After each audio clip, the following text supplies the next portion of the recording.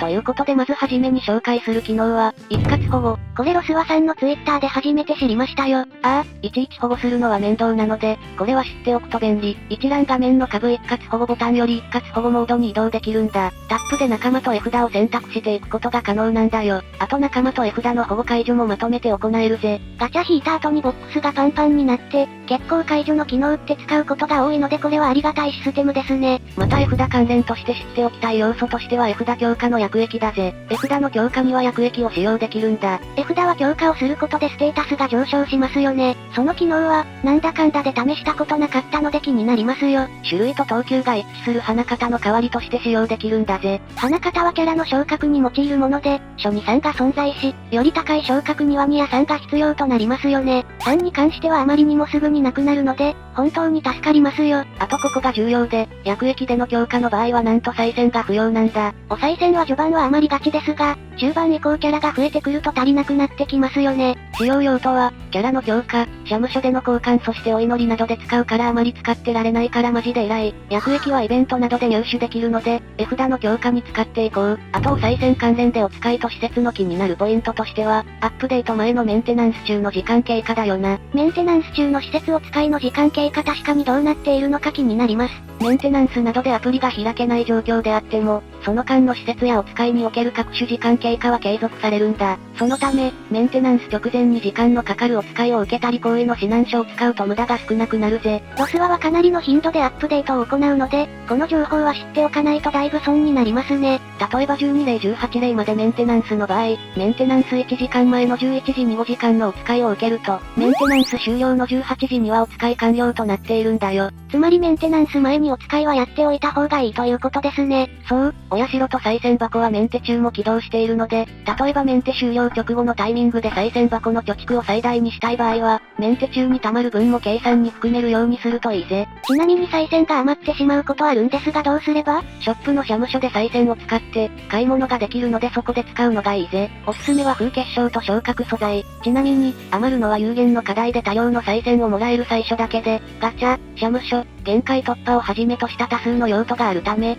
常に枯渇気味となる資源でもあるんだ。なのでご利用の際は再銭箱の中身と相談してくれよな。と入っても、リプレイオートが導入され、信頼度を無視した低コスト周回要員を確保できれば、イベント報酬や周回で再銭を大量に確保できるようになったぜ。2022年現在、イベント、前イベント復刻も開催されているようになったので、再銭は集めやすくなってきているんだ。確かにイベントでかなりまとまったものがもらえるようになりましたね。あと一応レイピーも同じような感じで寺子屋でレイピーでお菓子を買えるんだが、まあ余ることはまずないだろう。むしろもっと欲しいくらいです。施設関連での裏設定としては寺子屋の補充。寺子屋の補充をするとき、補充値が満タンになるまでタップしないといけないと思っていたんだが、実は、補充したい食べ物をロングタップすると、連続で補充されるんだ。ちなみに私も最近知った要素なんだよ。これはあまり知られてないシステムでしょうね。ちなみにキャンセルはできないので注意。そして寺子屋といえば信頼度。信頼度はもちろんですが、すべてのキャラについていますよね。ただし、意外とこの要素は見落としがち。なぜ見落としがちなのかというと、見落としていても物語を進めるのに支障がないものな上にひっそりとしているものだから、正直おまけ程度ぐらいにしか見てなかったりする。この信頼度なんだが段階があってこれがかなり重要。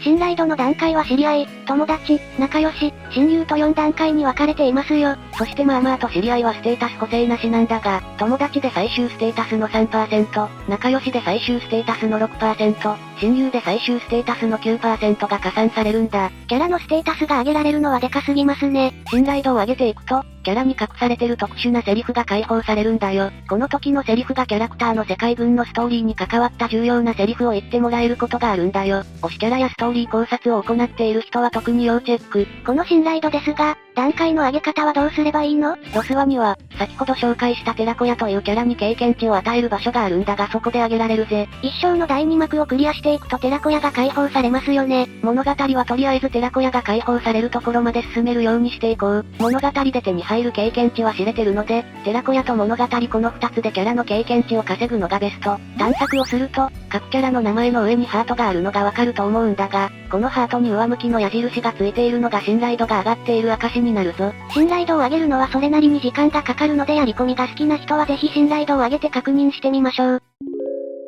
次はボイスと BGM 関連の設定。実は各キャラのスペカ演出時の BGM を切り替えれるんだ。仲間の詳細画面左にある音符マークのアイコンをタップすると、BGM 切り替え画面へと遷移可能。流したい音盤を選択すると、該当仲間のスペカ使用時の BGM が変更されるんだ。普通に BGM として聞きたい場合も使えるので、これは知っておくと便利ですね。ところで BGM の増やし方はどんな感じなんですか？ BGM、つまり音盤はイベント開催時に社務所でレアイベント P と交換可能だぜ。レアイベント P は、イベントのドロップアイテムとして入手できるんだ。また1周年記念イベントから、MV の楽曲を配布するというキャンペーンが実施されていて、今後も配布キャンペーン時に入手できる可能性があるぜ。そしてキャラクターのボイスは3パターンの声から1種類を選ぶ方式となっているんだ。キャラの声はメイン画面、仲間、任意のキャラ、画面左にある本のマーク、画面右にある変更、ボイスを選択、決定で出るようになるぜ。ボイスの発言内容はいずれも同じものとなっていますよ。そしてその3パターンとは別に、ボイスなしの設定もか、ド S な方はキャラクターボイスをカットするのもいいだろう。いや普通に BGM 聞きたい人でいいでしょ。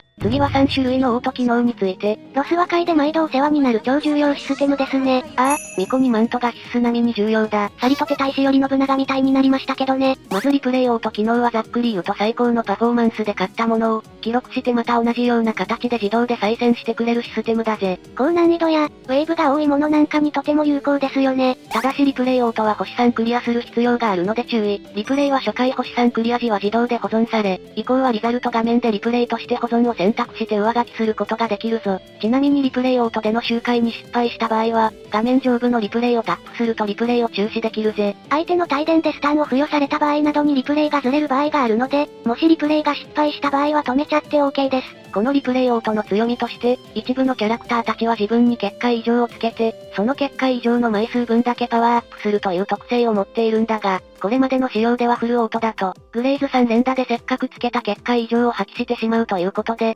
せっかくの長所を自ら潰しているところがあったんだ。特定のステージの攻略が楽になる、特定のキャラクターが強化されるというケースが想定されるので、非常に大きな変革となったぜ。なるほど、村サやヘカーテアみたいな状態異常で強くなれる者たちが輝けるようになると、そう、前回の授業でも紹介した村サで例えると、凍結を自身に付与することで能力を自己発動し、速力、回避、命中を高めつつディレイ発動、速力低下を無効化することができるんだ。リプレイオートなら状態異常で能力の結界異常凍結の結界1枚あたり速力、命中、回避が1段階アップができちゃうってことか。そして2つ目のオート機能は普通のオート操作だぜ。オートは通常攻撃で進める機能なんだが、東方ロストワードは、バトル難易度が高いため通常攻撃しかできないオートバトルはおすすめしないぜ。ロスワは敵の攻撃を完全回避できるグレイズや、火力を上げるブースト、スキルスペルカードを使うことで、効率的に攻略ができるんですよね。雑魚処理のためにスペルカードを使いたくないっていう時は、オートを使用するのはありかもしれないけど基本的に使うことはないだろう。そしてフルオートとは、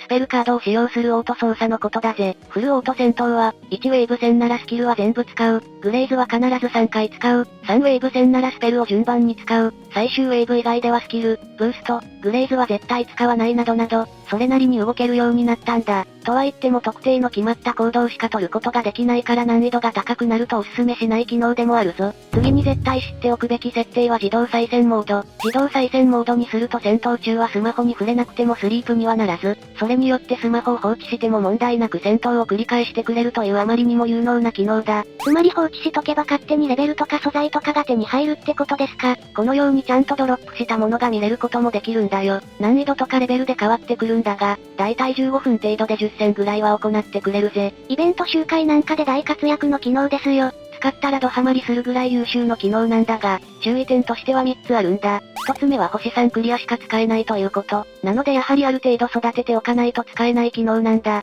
2つ目は戦闘速度2倍と演出短縮の設定にしておくこと。これを前もってしておくと、自動再生の時でも実は速度が2倍になって最速でクリアしてくれるんだよ。またスペルカードを打つ時のセリフを消せばそれだけ早く周回してくれるんだが、それを行えるのがこの短縮設定。どちらも戦闘中のメニューから戦闘演出の短縮を豊富にできるのでやっていこう。まとめると2倍速度と戦闘演出短縮設定にして自動再生モードにしておくといいんですね。3つ目はあんまりやりすぎるとスマホが熱くなって電池の消耗が早くなる可能性も大なので、15分程度で見る感じでやるといいぜ。確かに放置しすぎるとスマホ自体にダメージが蓄積されますよ。スマホの画面の明るさを最大まで下げて必要ないなら Bluetooth など切っておくといいぞ。このようにイベントで自分のいける生産最大のクエストで2倍速度と短縮設定にしておいて、自動再生モードにしておくのが、超絶効率のいいやり方なんだよ。自動再生モードはレベル上げにも有効なのでどんどん使っていきましょう。もしレベル上げについて気になる方はこちらを見てみてくださいね。そしてこの自動再生モードの壁となるのがキャラのやる気。やる気はキャラのやる気が上がると、探索クリア時の獲得経験値が上昇するんだ。やる気が無理の状態で探索に出てしまうと、信頼度が下がり獲得経験値も減るので、やる気の状態には常に気を配りが必要。キャラのやる気がなくなると、自動再生モードが終わってしまいますよね。探索にも連れて行けなくなるので、回復したい場合はどうすれば？やる気は、何度も探索に出撃したり、戦闘で倒されてしまうと減少するんだが、キャラのやる気は、時間経過で回復するぜ。もっと手っ取り早く回復させるには、寺子屋でキャラを預けることで、経験値の獲得とともにやる気を回復させられるぞ。探索でヘトヘトになっているのにその後に勉強で回復ってマジですか？リアルで考えると非常にブラックなんだが、ゲームの設定上はそうなっているんだ。寺子屋で寝てる生徒続出。寺子屋の休憩枠は神結晶を使用して増やせるため、複数キャラのやる気を維持した効率的な周回も可能。もともと2つあるんだが、1つ増やして前衛分にしておくのがベストだろう。そしてもう1つは、諦めてやる気を無視して使うことだ。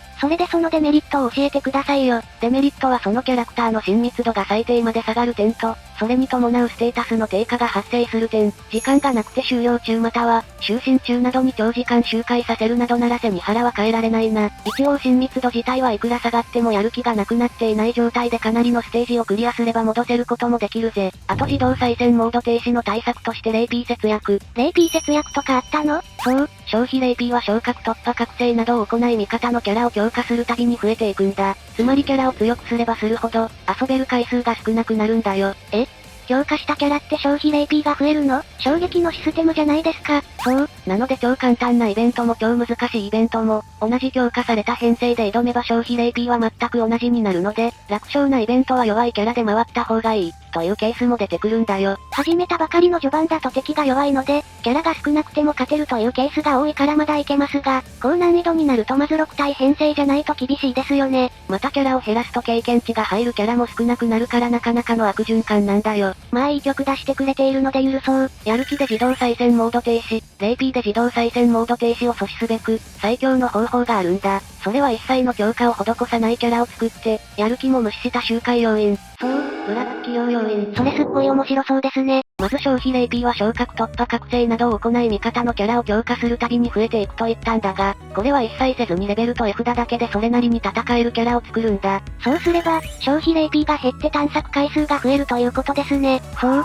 そしてやる気での停止を無視に設定して挑もう。もともと信頼度が低い状態なので、信頼度が下がるという損失もなく、これで最大限かつ効率的な周回が行えるぞ。強化してもらえない上に、やる気を無視して挑ませる。まさに闇会社ですね。スタミナシステムはどのソシャゲにもつきもので珍しいものでもあるんだが、とりあえず消費スタミナはステージ依存ではなくキャラ依存という点はやや特徴的だからこうなるんだよ。なのでキャラクターよりも効率を選ぶ方は、これが一番おすすめ。あまり時間がない場合はこれもまたありっす。さすがにキャラクターにそんなことはさせたくないっていう方は、イベントでは衣装を着させてボーナスをもらうのがおすすめ。そういえば、東方ロストワードにおける衣装ボーナスは、衣装を着たキャラが光栄にいても効果がありますか？実は衣装を所持しているだけで効果があるので、そのキャラを編成する必要もないんだよ。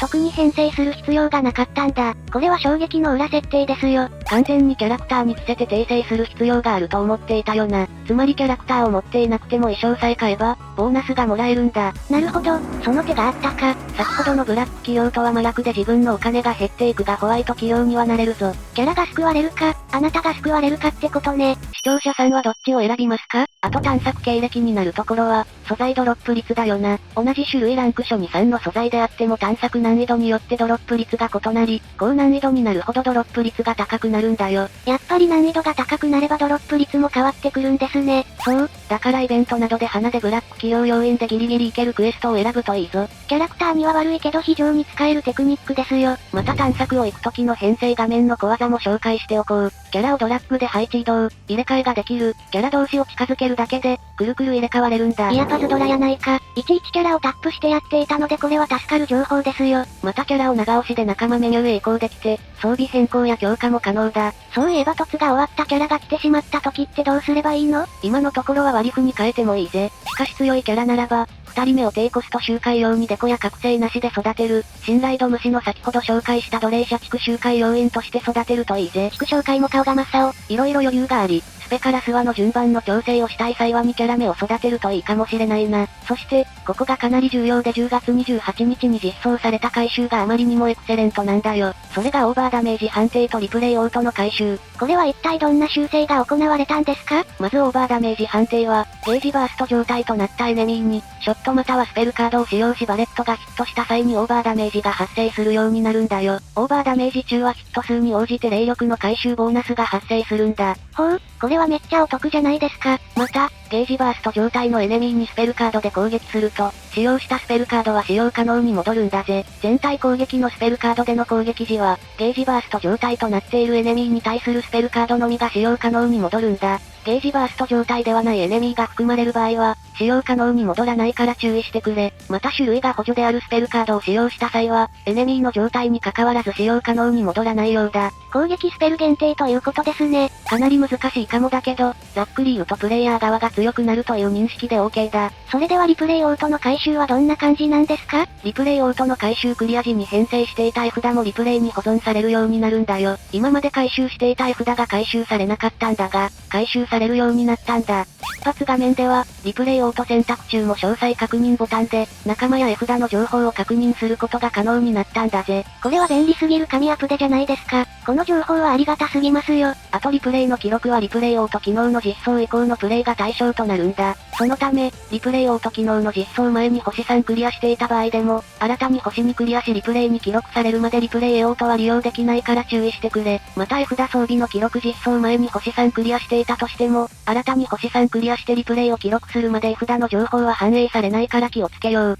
あとオート選択中は仲間と装備の変更は行えないようですね。そして可愛いキャラクターたちを鑑賞するホーム画面の小技、目の形のアイコンをタップすればキャラクターだけを表示できるんだが、セリフを中断させて次のセリフを読ませることができるぜ。地味に使えるテクニックですね。ああ、好きなキャラクターの好きなセリフを読ませたい時に使えるテクニックとなっているぞ。私は昨夜さんによしよししてもらうために使っているぜ。小技をフル活用して最高のテクニックに。なお、先ほど紹介したボイス変更と重複して使うとさらに神。通常ログインボーナスが次がミコ片白だったのにリセットされたことがあったのですが、もうもらえることはできないの？残念ながら通常のログインボーナスは1ヶ月単位なので1日でもログインしないと全て受け取れず、持ち越しもしないんだよ。月途中から新規で始めたり、ログインしなかったりで次が一片白だったり風結晶だったりすると結構ショックだよな。ちなみに30日と31日、その月分のマス目がちゃんとあるからお見逃しなく、ラストにまだ実装されていない要素も紹介していくぜ。11月28日の生放送で発表された内容ですね。内容としては花形の上位交換が可能に巻物と同じように、花形の上位交換が可能になるんだぜ。結構カンストしちゃっている方が多かったようなのでこれは嬉しい要素ですよ。また仲間一覧での絞り込みの回収ソートフィルタを使いやすくタブ分けを行い、フィルタには名前での絞り込みを追加するとのことだ。またレイムのお払い大作戦早期開催が11月30日のアップデートで実装予定。初期段階で遊べる音楽は、MV プロジェクトよりロストワードクロニカル、指先の熱、まだらにマーガレットが選ばれているぞ。ミニゲームをプレイすると、なんと1日に1回限りでプレイヤーレベルに応じたレイピーを獲得できるという嬉しい機能なんだ。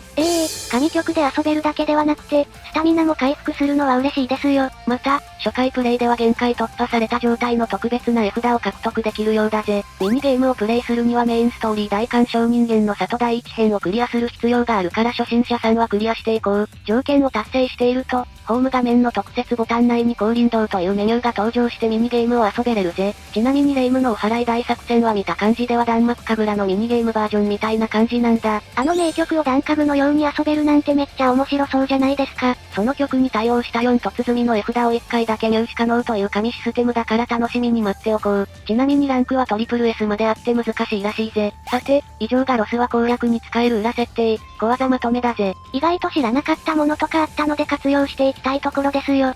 プレイヤーのために今後も素晴らしいアップデートをしてくれると思うので期待して待っておこうぜ。視聴者さんが使えると思った小技や裏設定があれば教えてくださいね。それではここまでご視聴ありがとうございました。ご視聴ありがとうございました。グッドボタンとチャンネル登録よろしくお願いします。